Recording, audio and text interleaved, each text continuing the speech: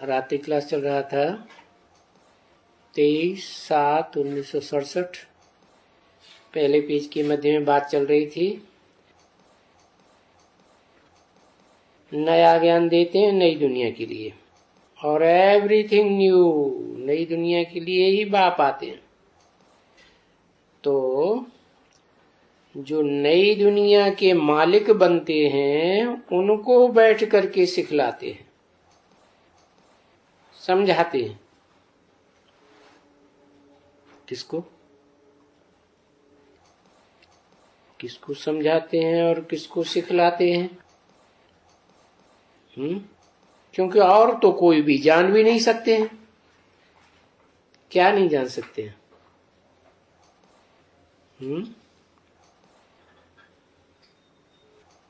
क्योंकि ये नया ज्ञान है नई दुनिया के लिए, ये और कोई नहीं जान सकते, क्योंकि बिल्कुल एब्सोल्युटली नई बात है। बाप समझाते हैं कि वो है भक्ति, भक्ति मार्ग में, और ये है ज्ञान। तो ज्ञान कहाँ से आता है? भक्ति अनेकों से आती है, ज्ञान एक से आता है। और एक भी कौन? वो ज्ञान, जानकारी, सारी सृष्टि के आदि मध्य अंत की जानकारी, रचयिता रचना की जानकारी, वो ज्ञान जन्म मरण के चक्र में आने वालों को तो आ ही नहीं सकता।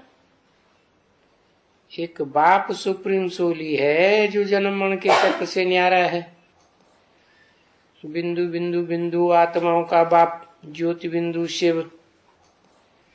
तो विचार करो, सारी दुनिया में भक्ति है, चाहे हिंदू हो, मुसलमान हो, सिख हो, ईसाई हो, जो भी सारी दुनिया में धर्म फैले हुए, धर्म के फॉलोअर्स हैं, सब भक्ति मार्ग में।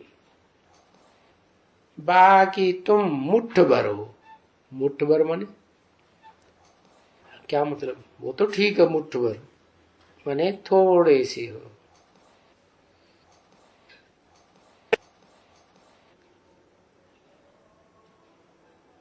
कितने हो?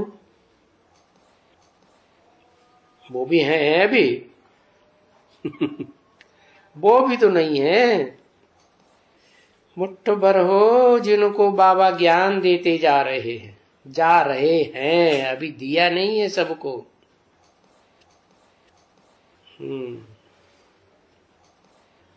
और तो वृद्धि को पाते रहेंगे, परंतु भक्ति तो बहुत बड़ी है ना बच्ची, बहुत बड़ी है। माने कैसे बड़ी है? अकल में बड़ी है। कहते हैं ना, अकल बड़ी कि भैंस? क्या बड़ी? अकल बड़ी। भैंस तो देखने में आती है, पॉम्पेंड शो है, बड़ा बारी इतना बड़ा हाथी खड़ा हुआ, तो सारा झाड़ है जैसा एक तरफ में, और बाकी तुम कितने हो? थोड़े। क्या? तो मुट्ठ भर, और सारी दुनिया दूसरी तरफ। मुट्ठ भर में भी ज्ञान किसको देते हैं? समझाते किसको हैं? सिखलाते किसको हैं? नए ज्ञान की बातें है जो विश्व का मालिक बनते हैं। तो इसलिए वो बेचारे इतना समझ नहीं सकते हैं। क्यों नहीं समझ सकते? क्योंकि वो तो छोटे छोटे एरिया के राजा बनते हैं, मालिक बनते हैं। सारे विश्व के मालिक तो बनते नहीं हैं, तो इतना समझ भी नहीं सकते। और बाप ने समझाया है कि बच्चों, जिन्होंने कल पहले समझाया है वो ही समझेंगे, दूसरे तो समझेंगे ही नहीं। और समझेंगे भी तो लास्ट में समझेंगे, धीरे धीरे समझेंगे। जिन्होंने कल पहले जल्दी समझा है, पहले समझा है, वही समझे। इसके लिए तुम लोग फिक्र मत करो। क्या? किस बात की फिक्र न करो? पढ़ाई, जो पढ़ाई जा रही है, सिखलाई जा रही है, जो बात समझाई जा रही है, उसके लिए ज्यादा फिक्र मत करो। आज नहीं तो कल तुमको तो पक्का होना ही है। किस बात के लिए है? जीते जी नई दुनिया बैकुंठ में जाने के लिए तुमको तो तैयार होना ही है। लाख लाख भी तुम मेहनत करेंगे, क्या तो भी चिंता करने से तुम अपने आप नहीं समझेंगे। कोई कहे हम सारा लिटरेचर पढ़ जाएंगे, सारा वो देख लेंगे, ये करेंगे, वो करेंगे। ये तो बाप जब समझाएंगे तभी समझेंगे। कितनी भी तुम मेहनत करो, लाखों लाख गुनी मेहनत करो, नहीं समझेंगे। ऐसी तो तुम लोगों ने बहुत मेहनत की है। कैसी? ईश्वरीय सेवा करने की बहुतों से मेहनत किया है, और उसके बाद मुश्किल से पैर टिके हैं। क्या पैर टिके हैं? क्या एक जगह खड़े हो गए? नहीं, बुद्ध रूपी पांव तुम्हारा बड़ी मुश्किल से स्थिर हुआ है। नई दुनिया पर पैर धरना है ना बच्चे।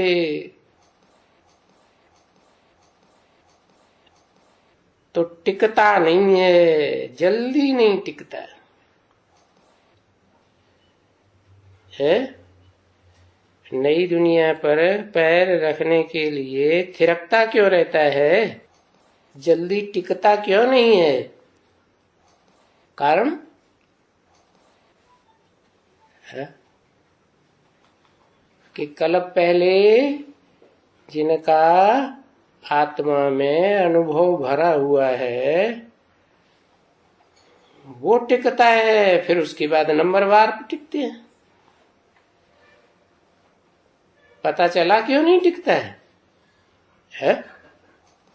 माया उनके पैर उखाड़ देती है, झट से उखाड़ देती है। माया उखाड़ देती है, और जो विश्व का मालिक बनता है उसके नहीं उखाड़ती है। अरे गीत तो गाती हैं गाँव में माताएं, शंकर की दाढ़ी हिलाई गई रे। शंकर को विश्वनाथ कहते हैं, तो दाढ़ी हिलाई गई, पांव थोड़े ही थिरकाया। तो लड़ाई का मैदान है बच्ची। एक तरफ सारी दुनिया का हुजूम, और दूसरी तरफ तुम थोड़े से मुट्ठ भर बच्चे। अभी तुमको जो सिखलाया जाता है वो तो बिल्कुल राइट बताया जाता है, क्योंकि ये तुमको समझाया जाए।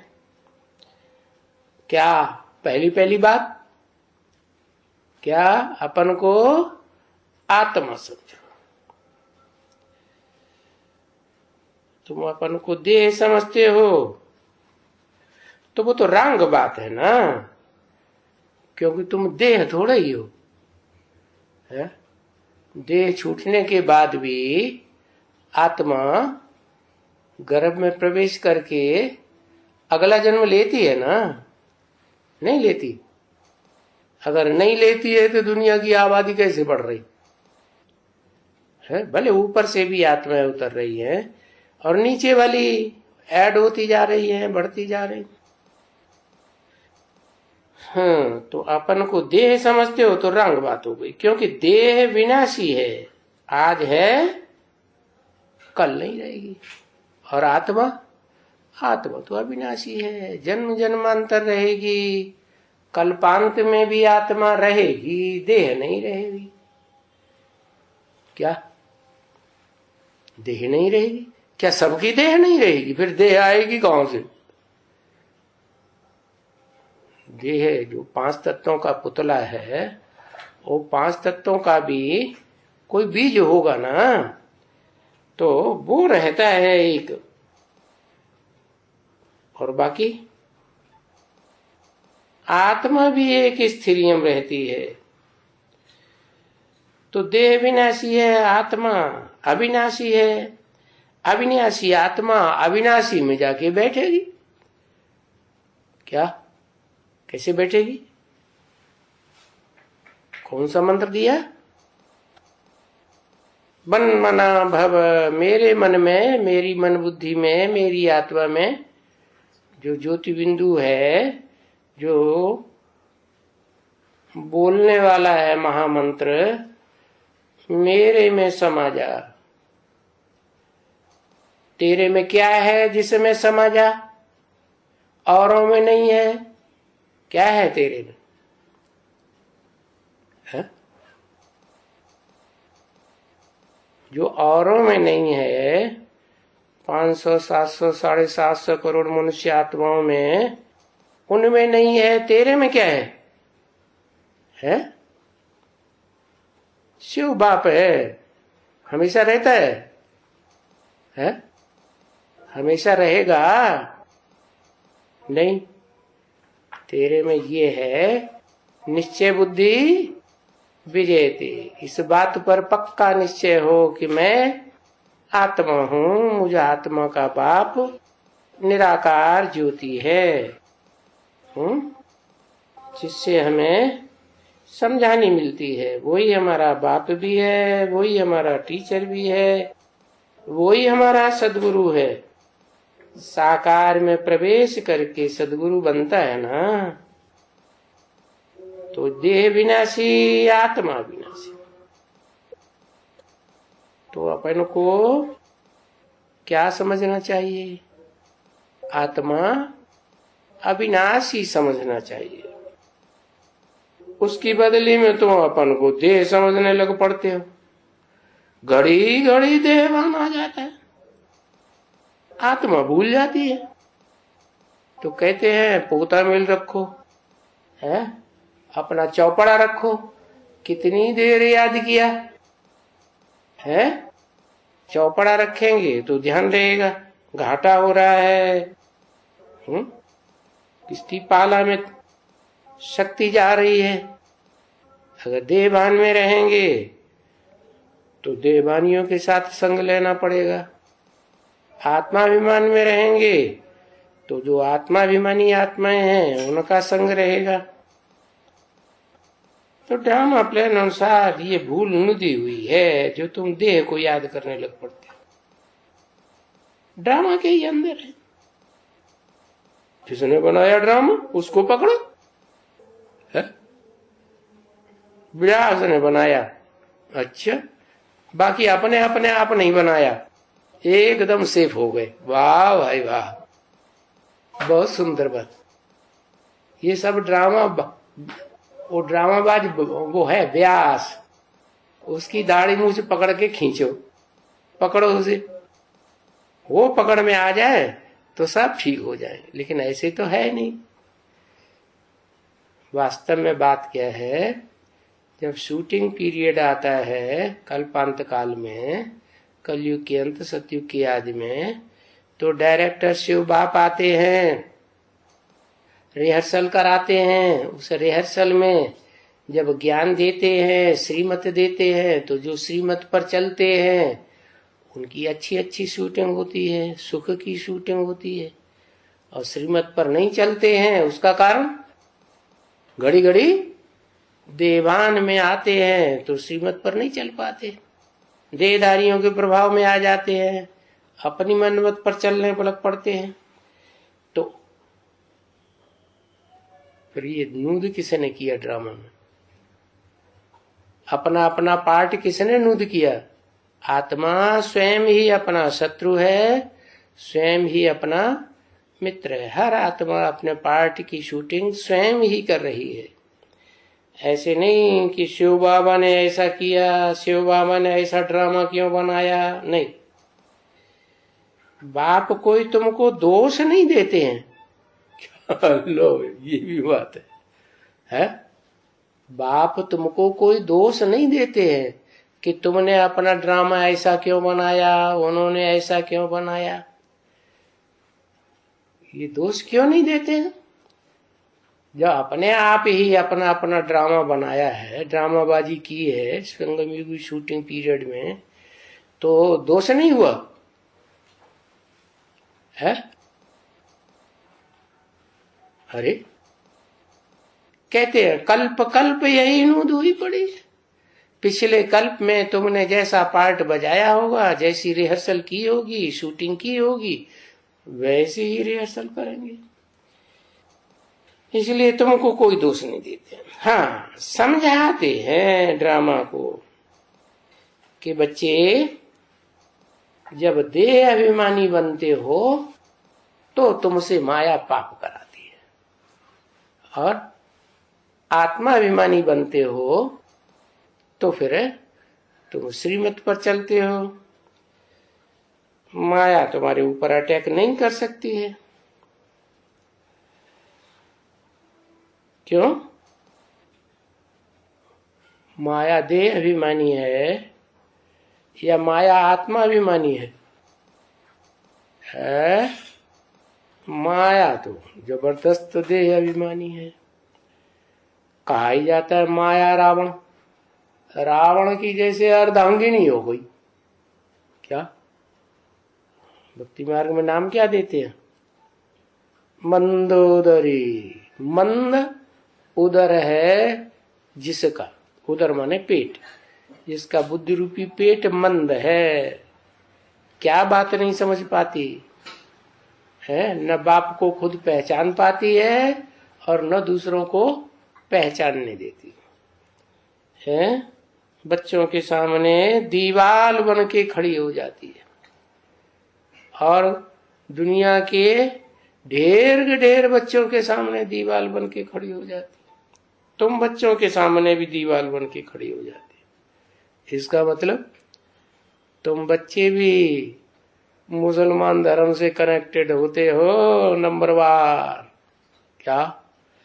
अगर नहीं कनेक्टेड होते, क्योंकि जो सारी मनुष्य सृष्टि का बीज है वो तो सब धर्म वालों का बाप है। तो सब धर्म वालों का जब मनुष्य सृष्टि का बाप है तो वर्षा किसको देगा? सभी को देगा ना नंबरवार। तो जैसे जैसे जो पुरुषार्थी उनको वैसा वैसा वर्षा मिलता है। तो जब देह अभिमानी बनते हो तो देखो रावण का राज्य होता है, और जब आत्मा अभिमानी बनते हो तो बाप की श्रीमत पर चलने से राम राज्य में शूटिंग करते हो। रावण राज्य में विकर्म बनते हैं। कर्म कैसे बनते हैं? वी माने विपरीत। किसके विपरीत? जो बाप ने श्रीमत दी है उस श्रीमत के विपरीत कर्म करते हो तो विकर्म बन जाते हैं। उनको पाप कर्म कहते हैं।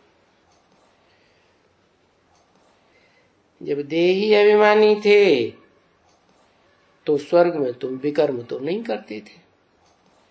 अभी तुम आत्मा अभिमानी बन रहे हो, प्रैक्टिस हो रही है। ऐसे थोड़ी जम दे जाम दे हो जाएगा, हथेली पे आम जमे आएगा और फल देने लगेगा और तुम तोड़ तोड़ के खाने लगेगे। ऐसे थोड़ी होगा नहीं, टाइम तो लगता है ना। तो जब देही अभिमानी थे तो कितने सुखी थे। बाप ने समझाया, कर्म अकर्म हो जाते थे वहां। क्यों? स्वर्ग में जो कर्म करते थे वो अकर्म क्यों हो जाते थे? क्योंकि आत्म की स्थिति में रहने से कर्म अकर्म हो जाते हैं। देहभान में रहने से देह का लगाव लगता है और पाप कर्म बन जाते हैं। ये देह है तुम्हारी जैसे दुश्मन हो गई। क्या हुई? ये 5 तत्व क्या हो गए? जैसे दुश्मन हो गए। तो क्या करना है? दुश्मनों को गोली मारना है, है गोली मारना है नहीं, उनको कन्वर्ट करना है। क्या? गोली नहीं मारना है। तो अब समझानी थोड़ी है ना बच्ची, ये रावण का राज्य, और फिर बाद में जरूर राम का भी जो राज्य आना चाहिए, और उस राम राज्य के लिए तुमको सारी समझानी देते कि राम राज्य कैसे आवेगा। मुख्य समझानी क्या बताई? अपन को आत्मा समझो, और आत्मा क्या है, कैसी है, क्या करती है, वो बात भी समझो। क्या है? आत्मा जैसे स्टार है, बिंदी है, क्या करती है? स्थापना, पालना और विनाश करती है। स्थापना काहे की करती है? सद्गुणों की स्थापना करती है, ईश्वरीय शक्तियों की स्थापना करती है, और फिर क्या करती है? शंकर द्वारा जो आसुरी शक्तियां हैं उनका विनाश करती है, जो आसुरी गुण हैं उनका विनाश करती है। और फिर क्या करती है? जो श्रेष्ठ गुण बचे, जिनका विनाश नहीं हुआ, जो श्रेष्ठ ईश्वरीय शक्तियां बची, सहन शक्ति आदि, फिर उनकी पालना करती है। तो जो बाप का कार्य वो ही आत्मा का कार्य। तो आत्मा के भी जैसे 3 कार्यकर्ता हो गए। क्या? आत्मा स्वयं ब्रह्मा भी है, आत्मा स्वयं शंकर भी है, आत्मा स्वयं विष्णु भी है। अच्छा, तो फिर ये तो एक बात हो गई सीमित, लेकिन सारी दुनिया का जो बाप है वो भी 3 कार्य करता है। कि ब्रह्मा अलग कार्य करता है, विष्णु अलग कार्य करता है, शंकर अलग कार्य करता है। तीनों का कार्य करने वाला कोई एक है या 3 अलग अलग है? एक कौन है? त्रिमूर्तियों के द्वारा करता है। फिर ये बात तो गलत हो जाती है कि आत्मा ब्रह्मा भी है, विष्णु भी है, शंकर भी है। अगर आत्मा ब्रह्मा विष्णु शंकर हो सकती है तो परमात्मा क्यों नहीं हो सकता? वो आत्मा नहीं है? फिर क्या कर रहे? नहीं समझ में आया क्या? जब आत्माएं 3 कार्य कर सकती हैं, स्थापना, पालना, विनाश, 3 कर्ताओं का कार्य एक ही आत्मा करती है, तो फिर जो परमात्मा पार्टधारी है, परम पार्टधारी, हीरो पार्टधारी है, वो अकेला 3 कार्य नहीं कर सकता है। परम ब्रह्म भी बड़ा ब्रह्म है। परम माने बड़ा, ब्रह्म माने ब्रह्म, बड़ा ब्रह्म है। अच्छा चलो, तो वो अम्मा का पार्ट बजाता है ब्रह्मा का, हो गया, चलो एक बात हो गई। मना जो परमात्मा है वो परम ब्रह्म है, इसलिए अम्मा का पार्ट बजाता। फिर क्या हुआ? फिर भुजाओं को चलाने वाला भी है। भुजाओं को चलाने वाला है, चलाने वाला माना विष्णु है। चलाने वाला है इसलिए मुख्य विष्णु है। अच्छा ठीक है, चलो चलाने वाला भी हो गया। फिर विनाशकारी कैसे है? फिर विनाशकारी कैसे? अपने अंदर के जो दुर्गुण हैं, जो पत्थर बुद्धि बन जाता है, तो पत्थर बुद्धि बनने से तो दुर्गुण ही आएंगे ना। क्या?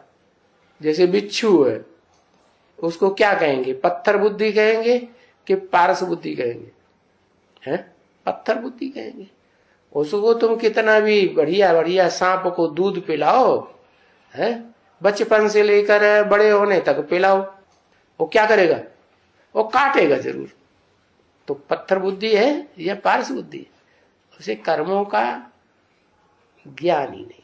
ऐसे ही मनुष्य भी होते हैं क्या? जो सर्प जैसे इस्लामी होते हैं, उनको इस बात का ज्ञान बुद्धि में बैठ ही नहीं सकता कि सर्प की तरह अगर हम डंक मारेंगे तो हमारा पाप जरूर बनेगा। तो समझानी तुमको है। राज्य भी तुमको करना है। आगे कभी ऐसी लड़ाई नहीं लगी थी क्या?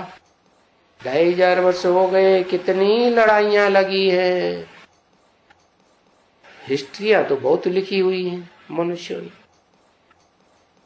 लेकिन इतनी बड़ी लड़ाई जो अब लगने वाली है वो पहले कभी नहीं लगी। इसका नाम ही है महाभारी महाभारत लड़ाई। भारत का नाम क्यों डाल दिया है? महाभारी रसिया लड़ाई रख देते, महाभारी यूरोपीय लड़ाई रख देते, अमेरिकन लड़ाई। अमेरिका वाले ज्यादा गड़बड़ मचा रहे हैं, ज्यादा अपनी दादागिरी दिखा रहे हैं, तो अमेरिका निमित्त होना चाहिए ना। भारत का नाम क्यों दे दिया है? क्योंकि भारत से ये लड़ाई निकलती है। भारत जितना दुखी होता है कलयुग के अंत में आकर के, उतना और कोई भी दुखी परेशान नहीं होता। और किससे परेशान होता? दूसरों से नहीं। आत्मा अपना ही शत्रु अपना ही मित्र। तो आत्मा स्वयं ही अपना विनाश करती है, अपना उद्धार करती है अपने आप से ही। क्योंकि पत्थर बुद्धि बनती है तो देह भान बहुत बढ़ जाता है, अहंकार। क्या? इसलिए जब आत्मा को ज्ञान मिलता है तो भी कहां से मिलता है? अहम बाद से ज्ञान मिलता है। और जन्म होता है देह का तो कहां होता है? अहमदगन। अहम माने मैं, दा माने देने वाला। अंतिम जन्म में क्या देता है? गंध ही गंध देता है। तो उसका पार्ट है। कैसा पार्ट? वो शंकर को दिखाई दिया। क्या दिखाई दिया? विष पीता था। विष क्या है? विष तो गंध ही है ना, है कि अमृत है? नहीं। तो तुमको समझानी दी जाती है कि ऐसी लड़ाई आगे कभी नहीं लगी थी। कैसी लड़ाई? जैसी अब लगना। और लड़ाई काहे से लगती है? लड़ाई का कारण क्या बताया? तुम्हारा भला। हाँ, लड़ाई का कारण है इम्प्योरिटी। तो ऐसी इम्प्योरिटी किसी ने दुनिया में दिखाई नहीं होगी संसार में, जैसा इस मनुष्य सृष्टि का बीज अहमदगंदिया कहो, हाँ, अहमदाबादी कहो, लौकिक या अलौकिक दोनों प्रकार का जन्म लेने वाला कहो, वो ऐसा गंध और कोई संसार में फैला ही नहीं। और पैदा भी कहाँ होता है? ऐसे एरिया में पैदा होता है जहाँ की रेलवे लाइन में कैसे कैसे गांव होते हैं। कायम गंध माना सृष्टि में कायम रहेगा गंध, बीच में खत्म होने वाला नहीं है। क्योंकि जैसा काम बड़ा करेगा, बड़े को देख छोटे करेगा। जैसे इलाहाबाद के नेहरू जी थे, तो उन लोगों को किसके, जब प्रधानमंत्री थे तो किसको वोट देते थे? नेहरू जी को ही देते थे ना। क्यों? क्योंकि नेहरू जी बड़े आदमी थे तो उनको फॉलो करें। तो ये हिसाब है। सारी रेलवे लाइन गंध का नाम गंध से ही पड़ा हुआ। कमाल गंध, खुदा गंध, क्या क्या क्या गंध कमाल गंध, खुदा गंध और गुरु सहाय गंध। गुरु सहाय गंध, गुरु जी की सहायता करने वाला भी गंध है कोई इस्लामी। बड़े बड़े गंध के नाम है स्टेशनों के। और अलीगंज, अलीगंज स्टेशन नहीं है फिर भी नजदीक है, इसलिए दुड़वाड़ागंज, कासगंज, ये कायमगंज के आसपास के रेलवे स्टेशनों के नाम हैं। तो बताया कि समझानी देनी होती है ना कि वो बीज कौन है स्थापना, पालना और विनाश का, सारी दुनिया का बीज। स्थापना भी जबरदस्त, पालना भी जबरदस्त। विष्णु के द्वारा पालना दिखाते हैं ना, तो चार भुजाएं नीचे दिखाते, वो तो देखने की भुजाएं हैं। भुजाएं अपने आप थोड़े चलती हैं, भुजाओं को चलाने वाला तो ऊपर होता है ना, मस्तक में, तो वो है असली विष्णु। वो दिखाई नहीं पड़ता है। बहुत कम बच्चे हैं जिनको ये समझानी समझ में आती है कि वो एक ही आत्मा मनुष्य सृष्टि का बीज है, वो स्वयं ही ब्रह्मा भी है, बड़े से बड़ा दुनिया का ब्रह्मा। नाम क्या दिया शिव बाबा ने उसको? परम ब्रह्म। क्या शास्त्रों में भी कहते हैं, क्या कहते हैं? इसलिए को बनाया हुआ ऐसा, उनको कहां से पता चल जाता है? लिखते तो हैं लेकिन समझ नहीं सकते। लिखते हैं क्या? अरे 20 बार सुनते हैं फिर भी ध्यान नहीं देते, अपनी अपनी मशक्कत ही में लगे रहते हैं। देख तुम्हारी की मैंने इस लोग की भूल गए। गुरुर् ब्रह्मा गुरुर् विष्णु गुरुर्देवो महेश्वर गुरु साक्षात परम ब्रह्म तस्मै श्री गुरुवे नमः।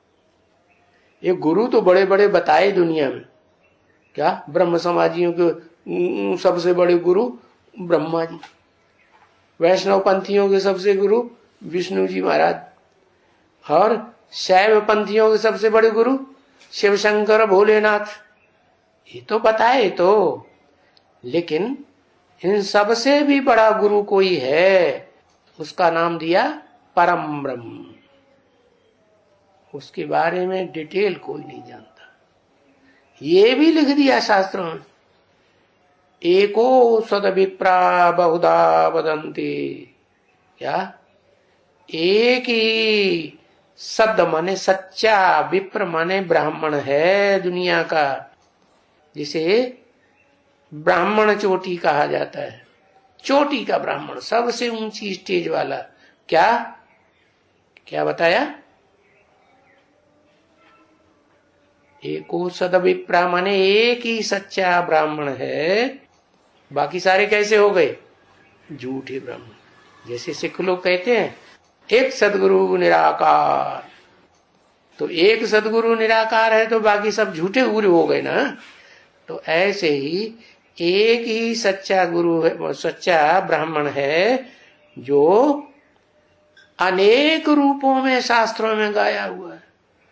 कहीं राम के रूप में गाते हैं, कहीं कृष्ण के रूप में गाते हैं, कहीं हनुमान के रूप में गाते हैं। हनुमान कैसे है? कहीं गणेश के रूप में गाते हैं। अरे गणेश कैसे है? कहीं नंदी के रूप में गाते हैं। अरे सुप्रीम सोल गॉडफादर ने तो यहां तक बोल दिया कि दुनिया की कोई ऐसी बात नहीं जो तेरे ऊपर लागू न होती। तो देखो कितनी तुमको समझाने मिलती है कि अब ये जो लड़ाई लगने वाली है, जिसका नाम ही है महाभारत युद्ध, ये दुनिया की सबसे बड़ी खूनरेज वाली लड़ाई है। हाँ, पहले भी आग लगी थी, विनाश तो पहले भी हुआ था, लेकिन 2500 वर्ष पहले जो विनाश हुआ था वो आधा ही विनाश हुआ था। दुनिया जितनी आबादी थी 8-10 करोड़ त्रेता के अंत में, उसमें आधों का ही विनाश हुआ। आधों ने अपना शरीर छोड़ा, भूकंपबाजी हुई है और आधे शरीर छोड़ गए। तो किसका विनाश हुआ था? है किसका विनाश हुआ था? कल पहले दुनिया का तो विनाश हुआ था, वो तो संपूर्ण विनाश हुआ था। पुरानी दुनिया का विनाश होता है। तो जो पुराने माने तमो प्रधान, गिरती कला वाले, क्योंकि एक धर्म की स्थापना और अनेक धर्मों का विनाश सो तो हुआ ही था। तुम समझती हो और जानती भी हो अच्छी तरह से। जब तुम राजयोग सीख रहे हो तो और तो सभी खत्म होने का है, जरूर खत्म हो जाएंगे। क्या राजयोग सीखने से सभी खत्म हो जाएंगे? और दूसरे लोग कौन सा योग दूसरे धर्म वाले सीखते हैं? तुम तो राजयोग सीख रहे हैं। वो क्या सीख रहे हैं? हाँ, वो राजयोग नहीं सीखते, वो राजभोग लगाते रहते। भारत के राजाओं ने जो राजभोग लगाना शुरू किया ना, 150-150, 200-200, 500-500 रानियां रखना शुरू कर दिया, तो वो राजभोग लगाते हैं। तो राजयोग और राजभोग क्या बचेगा? राजभोग खत्म होने वाला है और राजयोग अब नई दुनिया बनाने वाला है, जरूर बनेगी। क्योंकि दुनिया में एक ही धर्म रहेगा। ये राज की बात, ज्ञान की बात सिवाय एक बाप के और कोई बता ही नहीं सकता। क्या कि जब दुनिया में सुख की दुनिया थी, स्वर्ग था, पैराडाइज था, तब एक का राज्य था, एक ही धर्म था और एक ही कुल था, एक बाप का चलाया हुआ, और एक ही भाषा थी। ये नहीं तुम कांग्रेस की भाषा बोलो, वो जनता पार्टी की भाषा बोले, वो बहुजन समाजवादी पार्टी की भाषा बोले। वो कौन सी भाषा? कलकत्ते में हाँ, तृणमूल पार्टी, नाम देखो कैसे रखे। मूल रूप में छोटी सी है, तृण के समान, तिनके के समान, लेकिन है मूल। जैसे सारी दुनिया का बीज आदम होता है, ऐसे बताई दिया। मूल माने तो जड़ होता है। वास्तव में सारी दुनिया की जड़ कौन है? सारी दुनिया की जड़ है भारत माता और बीज है परमपिता। तो अब तुमको समझानी मिल रही है नई दुनिया की, लेकिन अभी तो एक धर्म नहीं है ना, है? अभी तो बौद्ध धर्म है। क्यों बौद्ध धर्मों का वर्चस्व क्यों है?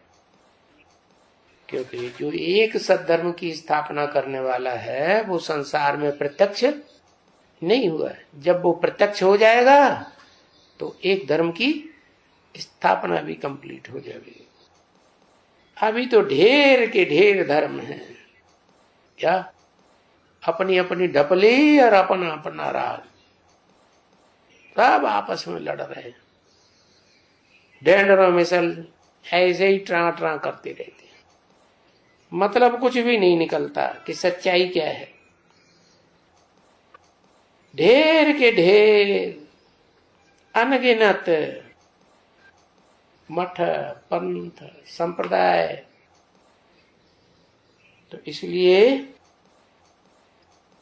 बाप कोई तुमको तकलीफ नहीं देते हैं। क्या क्या कारण बताया? तुमको सहज क्यों कर दिया? क्योंकि दुनिया में अनेकवाद है ना, अनेकता फैली हुई है, तो उनके बीच में तुम्हारी मति भ्रम हो जाता है। तो मति भ्रम न हो जाए इसलिए तुम्हारे लिए बहुत सहज करके समझाते। 23/7/67 की रात्रि क्लास का दूसरा पेज। ऐसे मत समझो कि ये ब्राह्मण धर्म और सूर्यवंशी और चंद्रवंशी धर्म स्थापनाएं की कोई तकलीफ देते हैं। नहीं, इनको कोई तकलीफ नहीं होती। होती है तो अपनी गलतियों के कारण, अपने श्रीमत पर न चलने के कारण होती है। नहीं तो दूसरे धर्मों की, धर्म की जो पुस्तकें हैं उनमें भी लिखा हुआ है,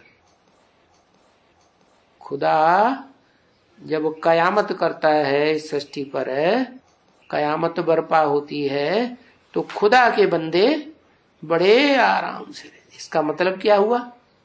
खुदा है ज्ञान सूर्य, ज्ञान सूर्य के बच्चे सूर्यवंशी, और खुदा के बच्चे उनमें ज्यादा रोशनी लेने वाला भी है, कम रोशनी वाला लेने वाला भी है, और दुनिया में जितने ग्रह उपग्रह हैं उनमें सबसे जास्ती चक्कर काटने वाला भी है। क्या बाप के जो ज्यादा चक्कर काटे तो उस देवता का नाम क्या बताया? गणेश। क्या ज्यादा चक्कर काटा भी था? काटा नहीं था, लेकिन बुद्धि बाप की तरफ रहती थी। दिखाते हैं शंकर के 2 बच्चे थे, एक गणेश और एक कार्तिकेय। तो कार्तिकेय तो बार बार भाग जाता था घर छोड़ करके, तो बुद्धि बाप से हट जाती थी, माँ बाप से, या चक्कर काटती रहती थी? हट जाती थी ना। तो दुनिया में ऐसे ही होता है, माँ बाप को ही सब कुछ समझ लिया, वो ही सब कुछ है, वो ही उसी के चारों तरफ बुद्धि याद में रहती है, तो वो श्रेष्ठ वंश के कहे जाते हैं। ऐसे ही ब्रह्मा बाबा हो गए, चंद्रमा के मानिंद ब्रह्मा बाबा की भी बुद्धि कैसी हो गई? गणेश मिशन। क्या देवताओं में पहले पहले किसका पूजन होता है? नारायण का पूजन। लोग समझते थोड़े ही है कि आदि नारायण कौन है, वो उसी को नारायण समझ लेते हैं। सतयुग का जो पहला प्रिंस है उसे ही सब कुछ समझ लेते हैं। तो पहली पहली पूजा उनकी। तो ऐसे नहीं समझना चाहिए कि ये जो 3 धर्मों की जो विद्या है, ब्राह्मण धर्म, सूर्यवंश और चंद्रवंश, ये धर्म स्थापन करने में कोई तकलीफ देते नहीं है, परंतु श्रीमत पर नहीं चलते हैं तो तकलीफ महसूस होती है। ये कोई कॉमन बात नहीं है। ये इन्यूरेबल टाइम्स, अनगिनत बार हुआ है, कल्प कल्प रिपीट होता है। बाप कहते हैं मैंने ये ब्राह्मण धर्म और सूर्यवंशी और चंद्रवंशी धर्म स्थापन किया हुआ है। क्या कहा? इसका जिक्र गीता में भी है। मनुष्यों ने जो गीता लिखी है उसमें भी त्रय विद्या, सोमपा, पूत पापा, ऐसे ऐसे बोला हुआ है, लेकिन कोई का ध्यान नहीं जाता है कि भगवान जब आते हैं तो कितने धर्म स्थापन करते हैं। 3 धर्म स्थापन करते हैं। ब्राह्मण, जो पक्के ब्राह्मण होते हैं वो पास हो जाते हैं, फुल पास हो जाते हैं। और जो कच्चे होते हैं वो फेल हो जाते हैं। तो जो पास हो जाते हैं वो पक्के देवता बनते हैं, फेल हो जाते हैं तो क्षत्रिय बनते हैं। तो 3 धर्म हो गए। सबसे ऊंचा धर्म कौन सा हुआ? सबसे ऊंचा धर्म हुआ ब्राह्मण धर्म। परम ब्रह्म से जो पैदा हुए ब्राह्मण हैं, जब ब्रह्मा परम तो बच्चे भी ऊंची कोटि के। तो उन बच्चों का नाम दिया हुआ है रुद्रवत्स, रुद्रगण, रुद्रमाला। तो ये हुए सूर्यवंशी। कहां पैदा होते हैं? है? ये रुद्राक्ष के मण के पैदा कहां होते हैं? जो यादगार बनाई है रुद्राक्ष, रुद्र की आंखें हैं, अक्ष माने आंख। तो इस शरीर में सबसे ज्यादा वैल्यूबल चीज, सबसे ज्यादा वैल्यूबल अंग कौन सा है? आंख सबसे जास्ती वैल्यूबल। तो बताया। वो फिल्म वाले ने कहां से जान जाते हैं ऐसी बात? तेरी आंखों के सिवा दुनिया में रखा क्या है? वाह भैया। क्योंकि इस शरीर में तो आंखें ही सबसे ज्यादा वैल्यूबल है ना। आंखें नहीं है तो जैसे दुनिया नहीं। तो वो सबसे जास्ती दर्शन शक्ति कौन से धर्म में हुई? सूर्यवंश में। जो सूर्यवंशी है उसके बाद है फिर चंद्रवंशी, त्रेता युग में। तो ये धर्म स्थापन कहां होता है? संगम युग में। फिर ब्राह्मण कहां चले गए? ब्राह्मण ही तो ब्रह्मा विष्णु शंकर हैं। प्रैक्टिकल में भी देख लो, जब शूटिंग होती है तो ब्रह्मा का पार्ट बजाने वाली आत्मा कौन से वर्ण में से निकलती है? ब्रह्मा, ब्राह्मण। विष्णु के रूप में पार्ट बजाने वाली न्यूट्रल आत्मा कौन से वर्ण से निकलती है? ब्राह्मण वर्ण। और शंकर का पार्ट बजाने वाली आत्मा भी कौन से वर्ण से निकलती है? भले ब्राह्मणों में नीचे ते नीचे पार्ट बजाती है तो भी ब्राह्मण ही तो कही जाती है ना। तो बताया 3 धर्म स्थापन करते हैं। उन 3 धर्मों में जो ब्रह्मा विष्णु शंकर, उनका ऊंचे ते ऊंचा पद क्या बनता है और कहां बनता है?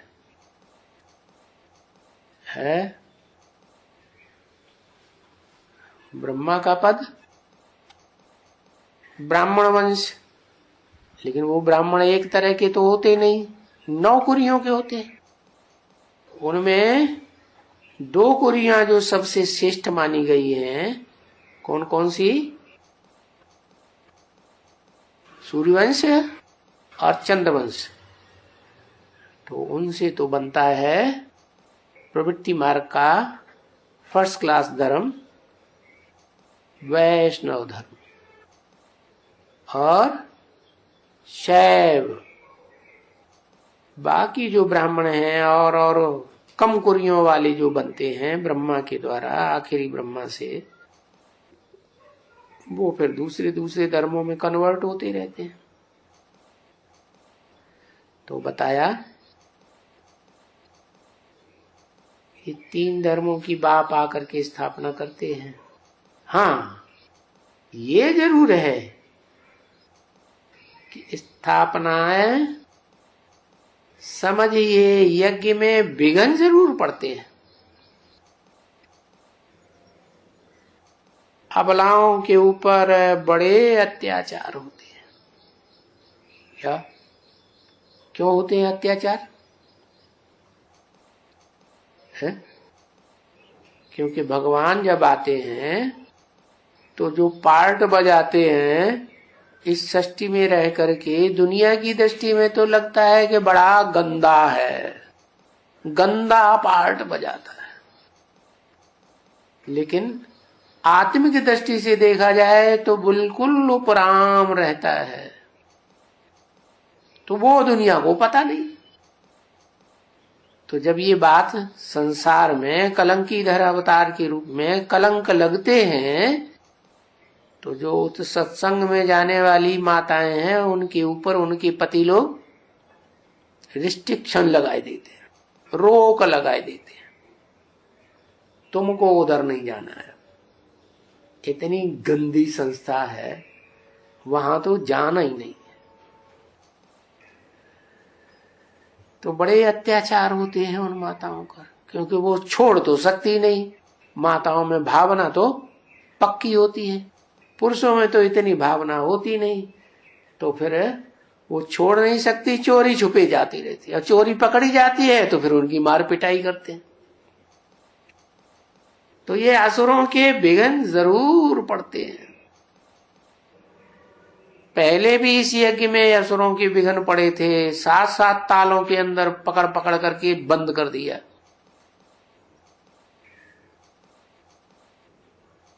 सो तो ये विघ्न जरूर पड़ेंगे।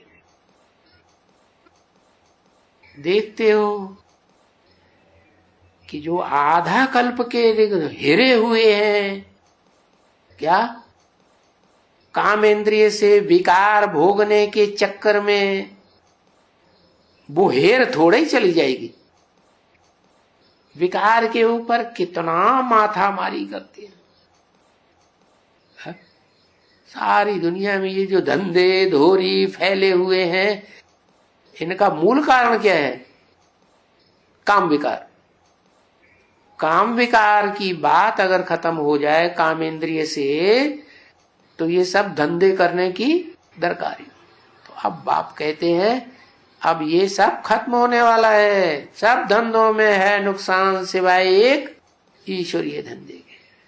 अब तो एक ईश्वरीय धंधा करेंगे तो स्वर्ग में तुम्हें सब कुछ मुहैया होगा। ये प्रकृति, ये माया बेटी, चाहे बीज रूप हो चाहे आधार मूर्त हो, ये सब और इनके फॉलोअर्स है, ये सब तुम्हारे दास दासी बन जाएंगे।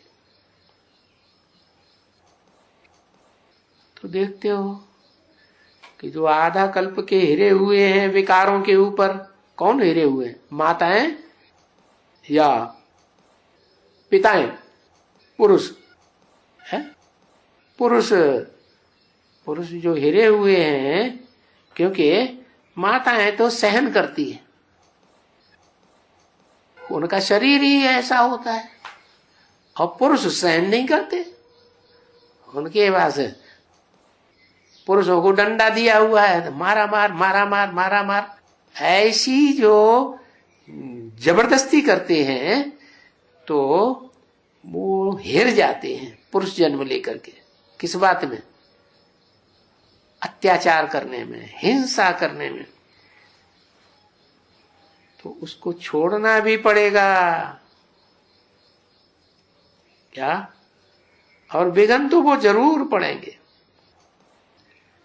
क्योंकि स्वर्ग में जाकर देवता बनना ये कोई मासी का घर नहीं है जो वहां जाके बैठ जाओगे। और फिर कभी भी ऐसे याद की यात्रा तो कोई ने सिखाई नहीं होगी, कराई नहीं होगी। ढेर के ढेर धर्म पिताएं, ग्रेट ग्रेट ग्रैंडफादर्स आते हैं, ऐसा राज की बात कोई नहीं बताता।